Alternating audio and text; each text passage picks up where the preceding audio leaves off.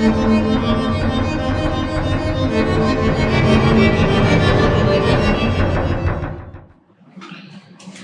Guys, আমি Manojit sir আর আপনারা দেখছেন এপি এডুকেশন। আমরা যেমন হিস্ট্রি ক্লাস নিয়ে এসেছি, আবার পরপর সিরিজ নিয়ে আসছি, সেরকম কনস্টিটিউশনের আবার একটা সিরিজ নিয়ে আসতে চলেছি। আজ শুরু করছি কনস্টিটিউশনের শুরুর থেকেই, প্রিয়াম্বেল থেকে। প্রিয়াম্বেল শব্দের বাংলা অর্থ কি? বাংলা অর্থ হচ্ছে প্রস্তাবনা। তো যে কোনো জিনিসেরই, যে কোনো বই হোক, যে কোনো জায়গা হোক, সেটার সম্বন্ধে জানতে গেলে তার একটা বেসিক স্ট্রাকচার থাকে, তার একটা বেস থাকে, সেটা আমাদের জেনে নেওয়া দরকার। যে একটা ওভারঅল বিষয় কি থাকে, সেই ওভারঅল বিষয়টা আমাদের যদি নলেজ থাকে, তাহলে সেই জায়গাটার হোক বা কনস্টিটিউশন অফ ইন্ডিয়ার হোক, যাই হোক না কেন, আমাদের একটা বেসিক নলেজ থাকে, একটা বেস থাকে।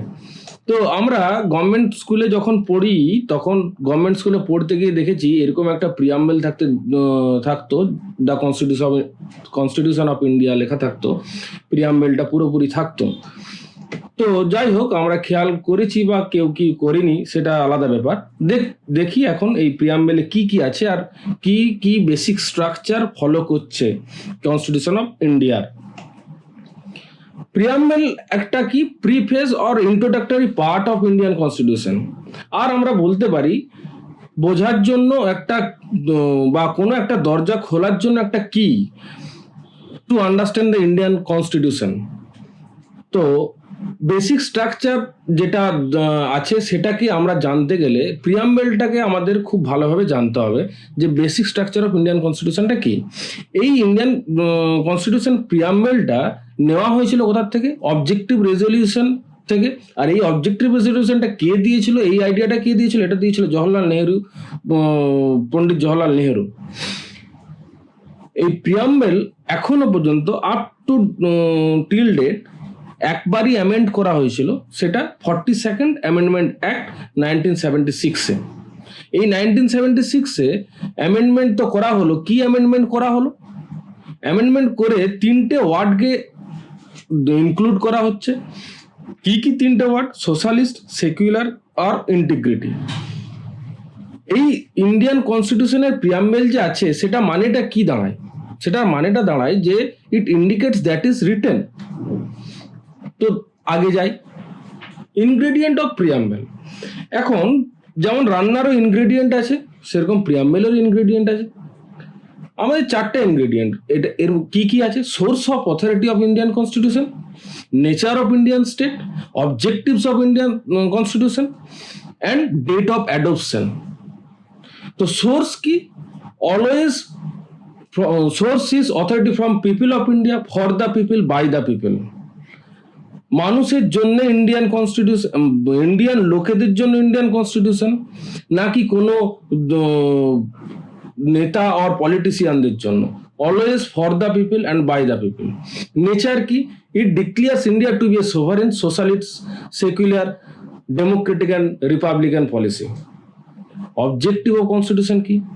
It specifies justice, liberty, equality and fraternity as the objectives. আমরা এই সমস্ত ওয়ার্ডগুলোকে ভেঙে চুরে নানা রকম ভাবে দেখব, যে সোভারেন মিনস কি, সোশ্যালিস্ট মিন কি, সেকুলার মিনস কি, Democratic, Republican, justice, liberty, equality, fraternity, প্রত্যেকটা ওয়ার্ডের ভেঙে চুরে মিনিং দেখব। আগে দেখব ডেট অফ অ্যাডপশন কবে হচ্ছে? 26 নভেম্বর 1949। তো দেখি আমরা আগে কি ওয়ার্ড অফ প্রিয়াম্বেল। কি ওয়ার্ড কি কি ছিল? ফার্স্টই আসছে সোভারেন। এই সোভারেন মিনস কি? যে আমরা না কারোর উপর ডিপেন্ডেন্ট, না আমাদেরকে কেউ চালাচ্ছে, Dominion of any other nation. আমরা হচ্ছে একটা স্বাধীন দেশ, যেটা আমরা কারোর উপর ডিপেন্ডেন্টও নয়, না আমাদেরকে কেউ ডোমিনিয়ন করে রেখেছে, যেমন ছিল ব্রিটিশরা, কলোনাইজেশন ছিল, এরকমও কোনো রকম ভাবে আমাদের ইন্ডিয়া এখন নয়। তো the word sovereign implies that India is neither a dependency nor a dominion of any other nation but an independent state. এই sovereign means কি? এই ইন্ডিয়ান জিওগ্রাফিক্যাল এরিয়ার মধ্যে গভর্নমেন্টই হচ্ছে সুপ্রিম পাওয়ার, অ্যাবসুলেট পাওয়ার ক্যারি করছে। সোভারেন দুটো রকমের ফর্মে হয়, একটা হচ্ছে internal sovereign and external sovereign. Internal sovereign means কি? আমাদের ইলেক্টেড গভর্নমেন্টের কাছেই অ্যাবসলিউট পাওয়ার থাকবে, এমনকি তারা যে অ্যাক্টটা বানাবে সেই অ্যাক্টটাকে আমাদেরকে ফলো করতে হবে। All citizen have to obey the rule. External sovereigns কি, আদার্স কোনো কান্ট্রি, যেমন ব্রিটিশ আগে আমাদের উপরে রুল করতো, সেই রকম কোনো কান্ট্রি আমাদের চালাতে পারবে না। It means India is independent and is not control by other country or nation. Next, socialist. এই সোশ্যালিস্ট শব্দটা একটু আগেই বললাম যে 42nd অ্যামেন্ডমেন্ট অ্যাক্টে 1976-এ অ্যাড করা হচ্ছে। এই সোশ্যালিস্ট শব্দটা কি মানে দাঁড়াচ্ছে? সোশ্যালিস্ট শব্দটা it refers a system where all means of production that and their distribution shall be control by the state. But আমাদের ইন্ডিয়া হচ্ছে একটা ডেমোক্রেটিক সোশ্যালিজম, যেখানে পাবলিক সেক্টর বা প্রাইভেট সেক্টর একসাথে কোএক্সিস্ট করে। মেইন পারপাস কি democratic সোশ্যালিজমে? ইনইকুয়ালিটিসটা কমানো রিচ অ্যান্ড পুয়ারের মধ্যে। বাট কনস্টিটিউশন বলছে, জানি না আমাদের ইন্ডিয়াতে এখন কতটা কমছে, এটা প্র্যাকটিক্যালি বলা খুব মুশকিল। বাট সোশ্যালিস্ট মিনস অ্যাকচুয়ালি দেখতে গেলে কি দাঁড়াচ্ছে, ডেমোক্রেটিক সোশ্যালিজম মানেটা ইনইকুয়ালিটিসটা কমানো রিচ অ্যান্ড পুয়ারের মধ্যে। নেক্সট দেখি, সেকুলার। এখন খুব ভাইটাল একটা শব্দ এসে দাঁড়িয়েছে আমাদের জীবনে, সেকুলার। তো আজকের ডেটে নিউজ খুললেই দেখতে পাওয়া যায় সেকুলার সেকুলার সেকুলার, মানে চারিদিকটা আমরা দেখতে পাচ্ছি সেকুলারে ভরে গেছে আর কি। তো ঠিক আছে, এটা আলাদা ব্যাপার। এই শব্দটাও আবার অ্যাড হচ্ছে 1976-এ 42nd অ্যামেন্ডমেন্ট অ্যাক্টে। এই সেকুলার শব্দটার মিনস কি, আমাদের ইন্ডিয়ার কোনো স্পেসিফিক রিলিজিয়ন নেই, কোনো রিলিজিয়নের উপরে পার্সিয়ালিটি করা হবে না। The state shall be impartial or neutral towards all religion. It refers to equal respect and equal protection of all religion by the government. প্রত্যেককে সমানভাবে রেসপেক্ট করা হবে, প্রতিটা ধর্মের সমানভাবে প্রোটেকশন দেওয়া হবে। তাতে হিন্দু হোক, মুসলিম হোক, শিখ হোক, ইসাই হোক, জৈন হোক, যেই হোক না কেন, প্রত্যেকে সমান দরজার সম্মান পাবে। এরপর চলে আসছে কি, ডেমোক্রেটিক। এই ডেমোক্রেটিক শব্দের অর্থ আজকে জানি না কতটা বাস্তবায়িত। ডেমোক্রেসি তো আজকের দিনে নিউজ দেখলে বুঝতে পারা যায় কতটা আমরা ডেমোক্রেটিক কান্ট্রিতে বসবাস করছি। It refers to a system of administration where people can participate in the government activities. Democratic শব্দের অর্থ কি তাহলে? যেখানে আমরা গভর্নমেন্ট অ্যাক্টিভিটিসে আমরা পার্টিসিপেট করতে পারবো। It signifies that the government of India must be run by the elected representative of the people on the basis of universal adult franchises. আমাদের যারা 18 বছর বয়সের উত্তীর্ণ হয়ে যাওয়ার পর যারা আমরা ভোট দিই, অ্যাডাল্ট ফ্র্যাঞ্চাইজিস আমাদের ভোট দেয়, সেই ভাবে আমরা প্রত্যেকটা গভর্নমেন্ট অ্যাক্টিভিটিসে যোগদান করছি। এরপরে কি আসছে, রিপাবলিক। রিপাবলিক শব্দের অর্থ কি, যে কান্ট্রির হেড হবে সে ইলেক্টেড হবে, হয় directly or indirectly. It refers to a system of administration where a head of country will be elected directly or indirectly for a fixed period. আমাদের ইন্ডিয়ার প্রেসিডেন্টের কতদিন পিরিয়ড? 5 ইয়ার্স। ইন্ডিয়াতে ডিরেক্টলি হয় আর ইনডিরেক্টলি হয়। ইনডিরেক্টলি ইলেকশন হয়, কারণ আমরা প্রেসিডেন্সিয়াল ইলেকশনে পার্টিসিপেট করি না। কারা পার্টিসিপেট করে? এমএলএ এমপিরা। আমরা এইটার একটা পার্ট নিয়ে আসবো, যখন প্রেসিডেন্ট চ্যাপ্টার করব তখন দেখবো প্রেসিডেন্টকে কে ইলেক্ট করছে, কিভাবে ইলেকশন হচ্ছে, এটা ফার্দার তখন দেখবো, তখন ইনডিরেক্টলি অ্যান্ড ডিরেক্টলি বিষয়টা আলোচনা করব। The term Republic in our preamble indicates that India has an elected head called the president. He is elected indirectly for a fixed period of 5 years. Next, আমরা এরপরে দেখব যে অবজেক্টিভগুলো কি কি ছিল। জাস্টিস শব্দের অর্থ, এখন জাস্টিস পাওয়া খুব মুশকিল ব্যাপার হয়ে গেছে, মানে প্রতিটা মানুষ এই শব্দটা নিয়ে এখন খুব নড়ে চড়ে বসেছে যে জাস্টিস কিভাবে পাবো।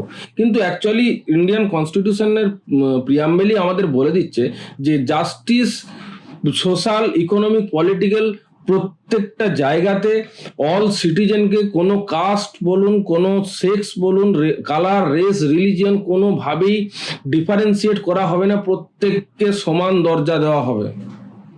কিন্তু সেটা কি কতটা বাস্তবায়িত হচ্ছে সেটা আমার এই মুহূর্তে কনফিউশনে আছি আমি। তো social justice denotes the equal treatment of all citizens without any social distinction based on caste, sex, color, race, religion, and so on. Economic justice denotes the non-discrimination between on the basis of economic factor. কে বড় লোক, কে গরিব লোক, এখানে আমার কিচ্ছু দেখার বিষয় নেই। সবাই সমান। জামা কিনতে গেছে একটা লোক, বড় লোক বলে কম দাম বা বেশি দাম, গরিব লোক বলে কম দাম বা বেশি দাম, সেরকম না। জামাটা যা দাম সেটাই ফিক্সড প্রাইস, বড় লোকের জন্য, গরিব লোকের জন্য। তো political justice implies that all citizen should have equal political right and the equal voice of government. এই জাস্টিস শব্দটা কোথার থেকে কনসেপ্টটা নিয়েছিল? রুশিয়ান রেভলিউশন থেকে, 1917 রুশিয়ান রেভলিউশন থেকে এই জাস্টিস শব্দটা নেওয়া হয়েছিল। এরপরে দেখে নি ইকুয়ালিটি। তার আগে বলে নি এই যে প্রিয়াম্বেল, এই প্রিয়াম্বেলটা ফার্স্ট নিয়ে এসেছিল, কনসেপ্টটা নিয়ে এসেছিল আমেরিকান কনস্টিটিউশন থেকে এসেছিল। তারপর আস্তে আস্তে আস্তে আস্তে ইনক্লুডিং ইন্ডিয়া প্রায় কান্ট্রি এই প্রিয়াম্বেলের কনসেপ্টটা নিতে থাকে। তো ঠিক আছে, ইকুয়ালিটি কি? ইকুয়ালিটিও সেই একই জিনিস। It refers to absence special privilege to any section of the society. The preamble secures all citizens of India equality of status and opportunity. বড় লোকের ছেলে তো আইএস এক্সামের জন্য সে বেশি চান্স পাবে, বা উঁচু জাতির ছেলে তার জন্য সে আগে চান্স পাবে, এরকম কোনো ব্যাপার না। প্রত্যেককে সমান অপরচুনিটি, প্রত্যেকে সমান স্ট্যাটাস যেন পায়, সমান জায়গায় যেন পৌঁছায়, তার জন্য ইন্ডিয়ান কনস্টিটিউশন তখন ভেবেছিল। এরপর দেখে নি কি আছে, fraternity. It means a sense of Brotherhood. Brotherhood মানে ভাইচারা, প্রত্যেকের মধ্যে যেন একটা মেলবন্ধন থাকে।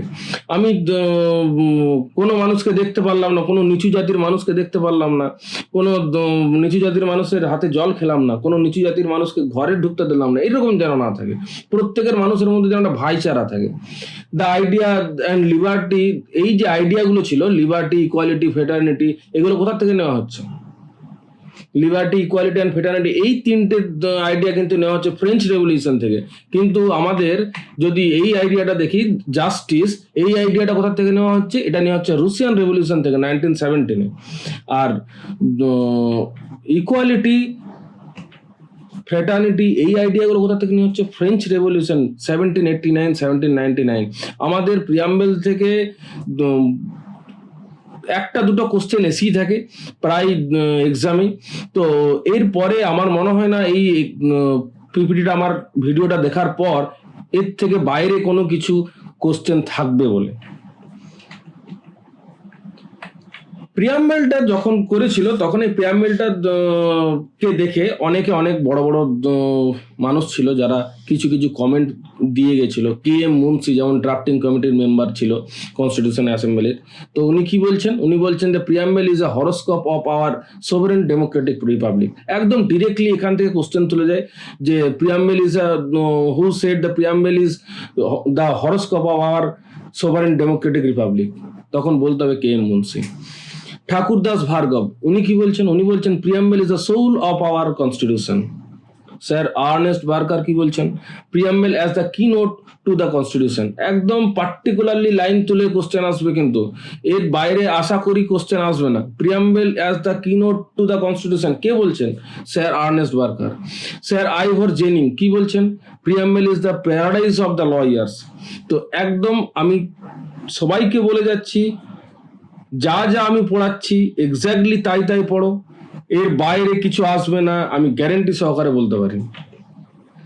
Preamble as a part of constitution, এটা নিয়েও অনেক তর্ক বিতর্ক হয়েছিল, অনেক কন্ট্রোভার্সি ছিল যে প্রিয়াম্বেল কি কনস্টিটিউশনের পার্ট অর পার্ট নয়।